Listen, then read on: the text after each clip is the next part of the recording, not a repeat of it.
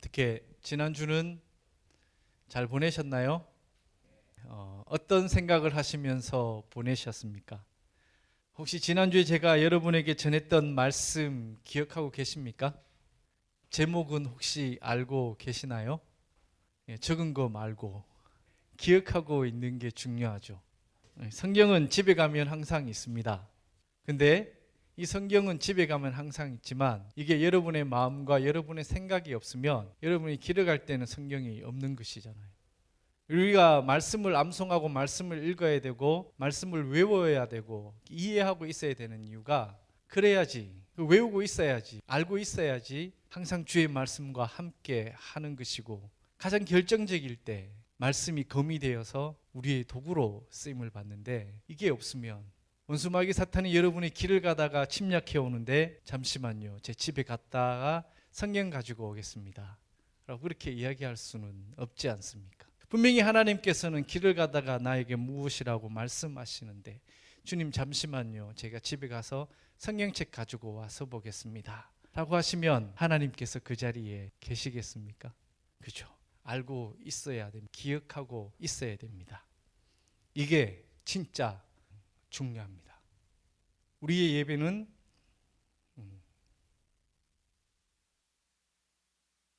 1시 30분입니다.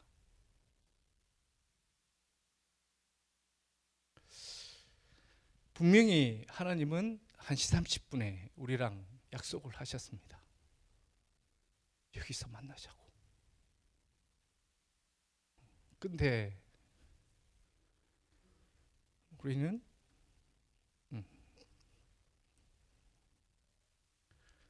그 약속을 지키지 못하는 거예요. 왜일까요?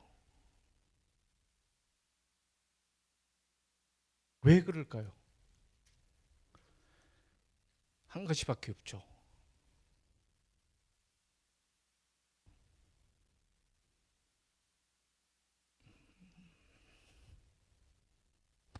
진정 좀 하고. 주님보다 귀한 게 있기 때문에 그런 거 아닙니까? 뭔지는 모르지만 어떤 것인지 모르지만 주님보다 귀한 거 있기 때문에 이 자리가, 이 시간이 1시 30분이라는 시간이 그냥 지나쳐도 되는 시간인 것이죠. 만약에 그 시간에 우리가 여기까지 오지 않으면 하늘 문이 닫힌다라고 생각하면 여러분 여기 안 들어올 사람 누가 있겠습니까? 그렇죠. 그때는 길을 쓰고 들어오겠죠. 마지막이니까.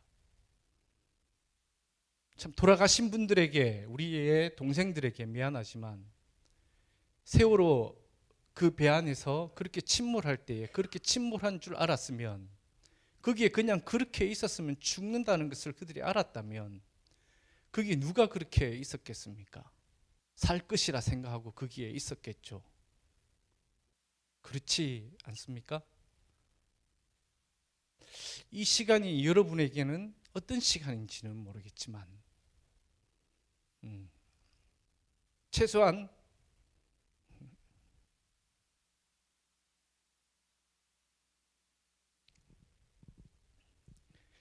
제가 믿고 있는 하나님에게는 가장 소중한 시간이 이 시간입니다. 여러분을 보기 위하여서 그렇게 목을 빼며 기다리고 있는 시간이 이 시간인데 우리는 이 시간을 대하면서 너무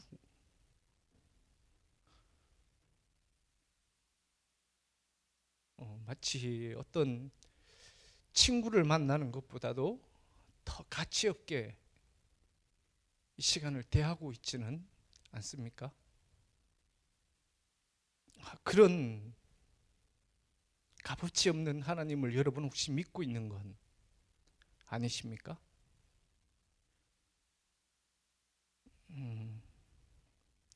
제가 오늘 말씀으로 준비를 해왔습니다. A4지로 해서 몇 장 이렇게 준비를 해왔는데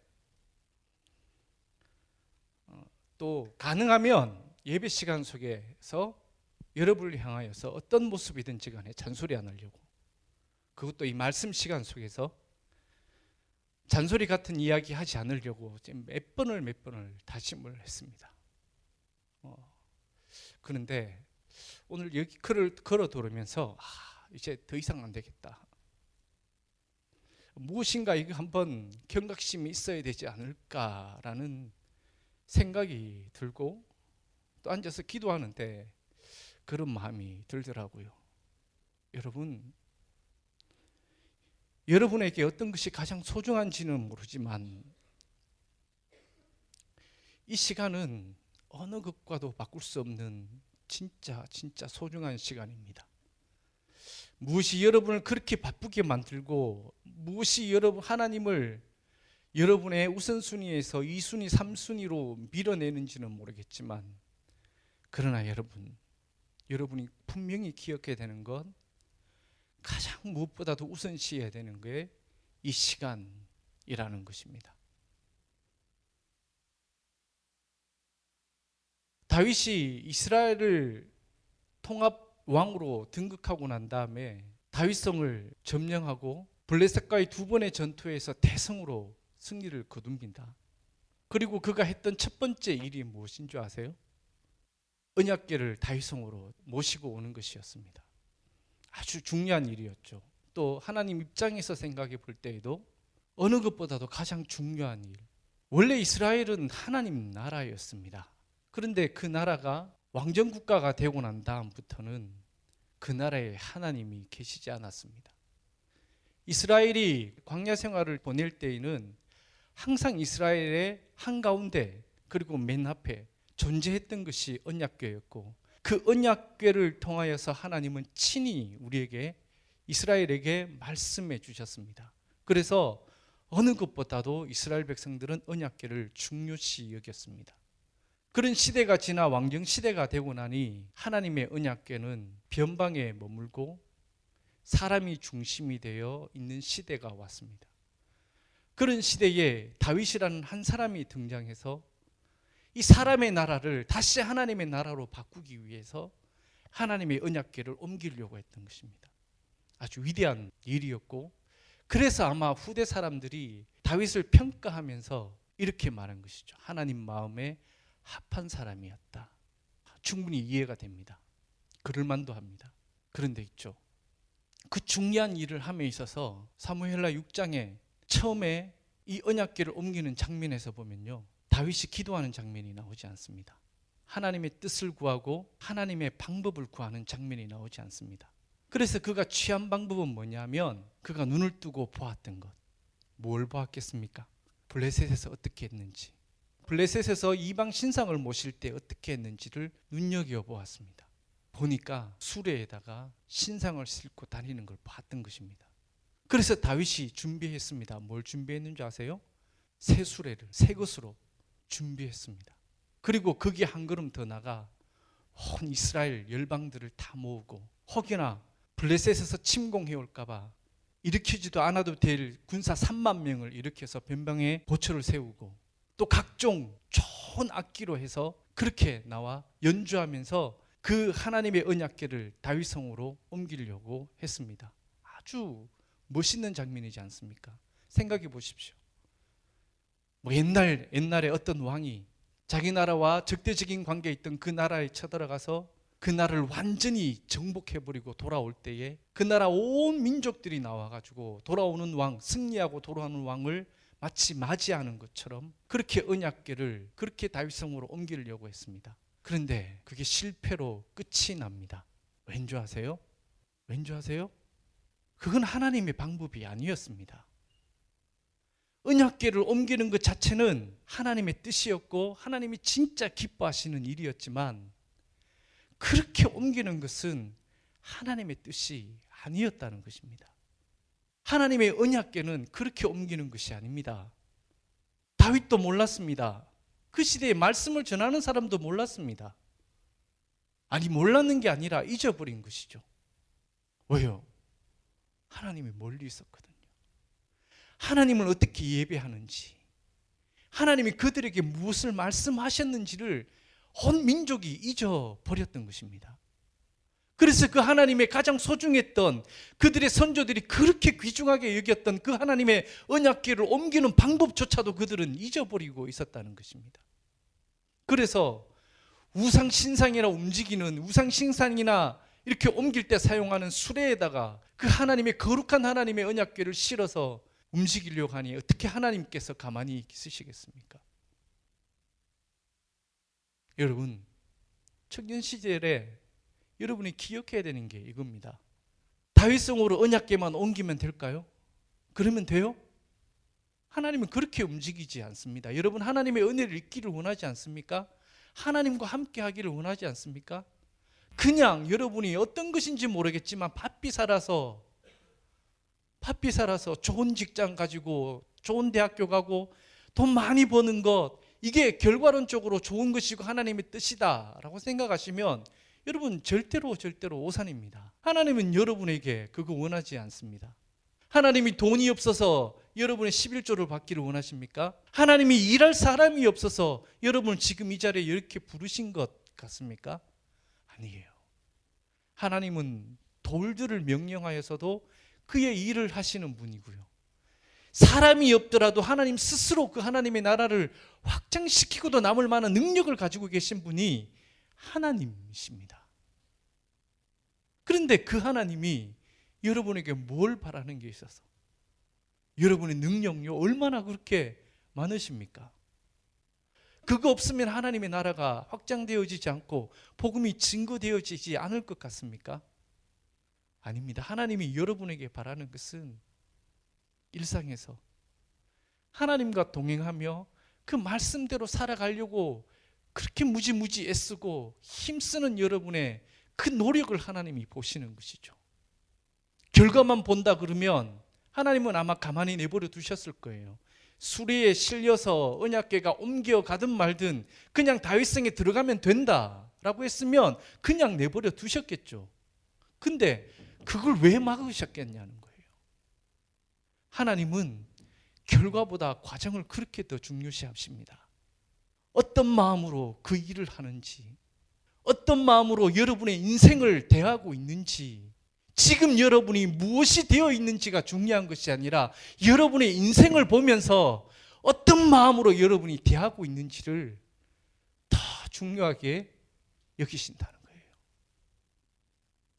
그런데 우리는 그렇게 살지 않습니다. 나타나는 결과가 모든 것인 것처럼 그렇게 여기며 살아가고 있다는 것이죠. 이 1시 30분 지키는 것이 그렇게 힘드십니까? 주일 이 하루 지키는 것이 그렇게 힘드십니까?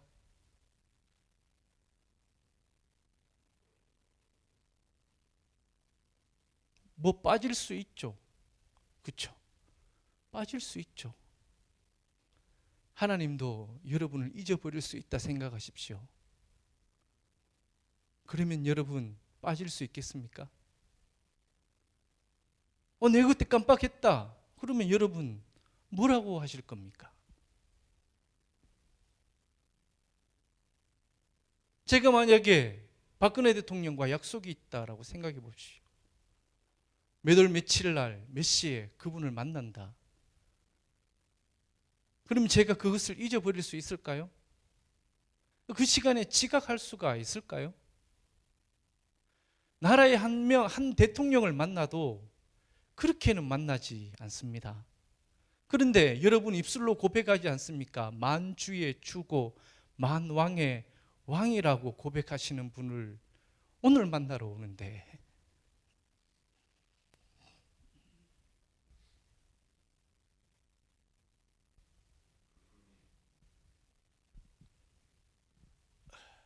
우리는 청년입니다.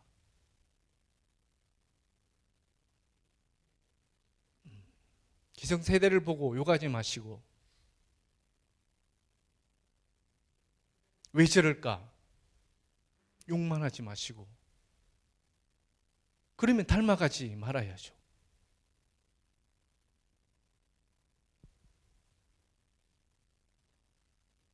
그래야 되지 않습니까?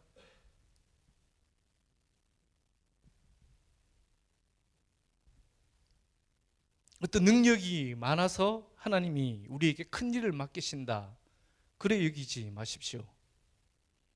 하나님이 우리에게 능력을 맡기시고 큰 일을 맡기실 때에는 아주 작은 것부터, 그리고 가장 중요한 것, 나는 주님 아무것도 아니었습니다라고 고백하는 그때부터 하나님은 우리에게 일을 맡기시기 시작합니다.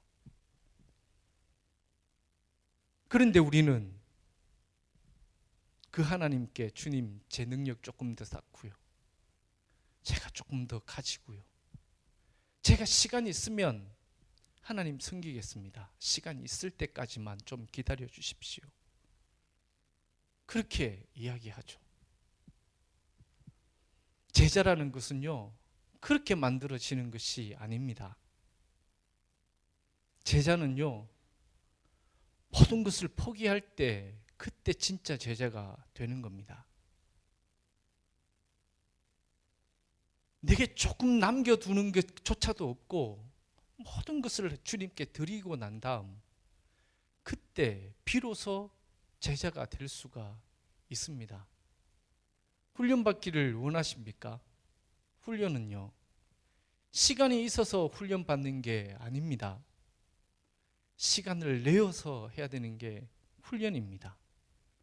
근데 여러분은 시간이 없어서 훈련을 받지 못하고 있지 않습니까? 주님의 제자라고, 그래도 구독교회 청년회라고 자부심을 가지면서 그렇게 열정이 있다고 그렇게 이야기하시면서 과연 우리가 진짜 하나님이 쓰시기에 좋은 사람일까를 한번 생각 한번 해봅시다. 제게 양복이 몇 벌 없습니다. 몇 벌 없는 것 가운데 제가 제일 좋아하는 양복이 지금 입고 있는 이 양복입니다. 이 양복은 저희 집사람이 사주었습니다. 면접 잘 보라고. 근데 이거 입고 가서 떨어졌습니다. 그런데 이 양복이 참 좋습니다. 왠지 아세요? 제일 편합니다. 제가 입었을 때. 비록 지금 바지는 다 떨어져서 엉덩이에 이렇게 막 끼워놨지만, 그래서 집사람 보기가 좀 민망하고 제 엉덩이를 누가 쳐다볼까봐 항상 걱정입니다. 제가 욕 먹으면 괜찮은데 저런 옷 입고 교회에 보냈다라고 해서 성도들이 우리 집사람, 사랑하는 제 아내를 욕할까 싶어서 걱정인 옷이 중에 하나가 이 옷입니다. 그런데 중요한 설교, 그리고 어떤 중요한 일이 있을 때 가장 먼저 손이 가는 옷이 이 옷입니다. 왠지 아세요? 편하기 때문에 그렇습니다. 편하기 때문에. 주님께서 여러분을 쓰실 때 그렇게 편하실 것 같습니까? 주님께서 여러분을 쓰실 때 편하시려면요, 여러분에게 있는 게 없어야 돼요. 여러분이 가지고 있는 것이 없어야 됩니다. 모든 것 다 주님 것입니다라고 드려야지 하나님께서 편하게 쓰실 것 아닙니까? 그런데 여러분 한번 생각해 보십시오. 과연 주님이 나를 편하게 쓰실까? 나를 쓰실 때에 하나님께서 편하게 마음 먹으실까? 아니면 일을 맡기시면서 노심초사하면서 걱정하면서 일을 맡기시지는 않을까? 그러면 하나님이 큰 일을 맡기시지 않으신다는 것이죠. 하나님 앞에서 여러분의 의의가 높아지면 하나님은 여러분을 쓰시기를 꺼려 하십니다. 그런데 하나님 앞에서 여러분이 아무것도 아니면 하나님께서 여러분을 쓰시기를 즐겨 하신다는 것입니다. 최소한 이 예배를 대하면서 의무적으로 아무 생각 없이 목적 없이 그냥 저 문을 열고 들어오는 것이 아니라 여기 오면 오늘도 나를 위하여서 피 흘려 돌아가신 예수 그리스도를 만날 수 있다라는, 부활하신 예수님을 만날 수 있다는 감격으로 이 자리에 와야 할 것이며, 오늘도 나를 위하여 집 나간 아들을 동구 바깥에서 목이 빼어 기다리는 그 아버지의 사랑으로 여기서 기다리고 계시는 하나님이 있다는 것을 기억하고 그 하나님을 만나기 위하여 이 자리에 들어오는 감격이 여러분에게 있어야 될 것 아닙니까? 이 귀한 예배를, 이 귀한 시간을 왜 우리는 그렇게 보내어야 하며, 왜 이런 시간을, 이렇게 중요한 시간을 왜 가치 없이 보내어야만 합니까? 여러분, 하나님이 기억하고 계십니다, 여러분을. 그리고 하나님이 여러분을 만나고 싶어 하십니다. 하나님이 하실 수 없는 것 별로 없는데요, 그 중 하나가 제가 말씀드렸죠. 여러분의 자유의지에 대해서는 지극히 소극적이신 분이라고. 하나님이 그렇다고 강압적으로 역사하지 않는다라는 말은 아닙니다. 사도 바울처럼 길을 가다가 갑자기 하나님을 만나는 경우도 있습니다. 그거는 지극히 드물고요, 대륙별로 한두 명씩 정도, 거의 불가능한 하나님의 만남입니다. 진짜 여러분이 하나님을 만나려면 여러분 스스로 마음의 문을 열고 저 자리를 들어올 때 이 자리가 다른 자리가 아니라 하나님을 만나는 자리가 되는 것입니다. 그것이 예배이지 않습니까? 그런 자리에 여러분이 나오고 있다는 것입니다. 여러분, 좀 우리 마음을 다시 다잡았으면 좋겠습니다. 예배를 대하는 태도, 예배 시간에 우리가 가지고 있는 마음, 가지고 있는 생각, 이 모든 것들을 다시 한번 다잡아야 되지 않겠습니까? 그냥 이렇게 있으면 여러분이 그렇게 욕하며 닮지 않으리라고 다짐했던 그분들을 닮아갑니다. 그러면 여러분, 이 교회, 구독교회가 희망이 있겠습니까? 어른들이 은근히 여러분에게 기대 걸고 있는 거 아시죠? 그래도 구독교회는 청년회다. 청년회에 은근히 기대 걸고 있고, 또 많은 성도들이 청년회에 자부심을 가지고 있습니다. 우리 구독교회 청년회는 다른 교회와 다르다고.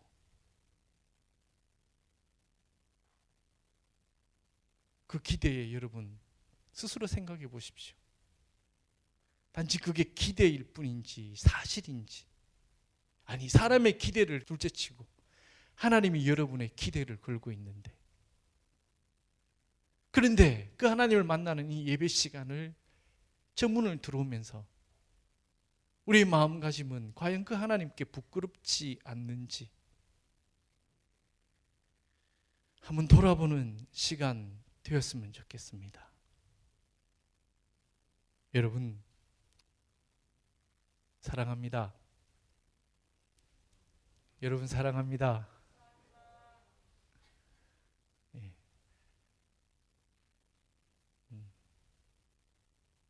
진짜 여러분 사랑합니다.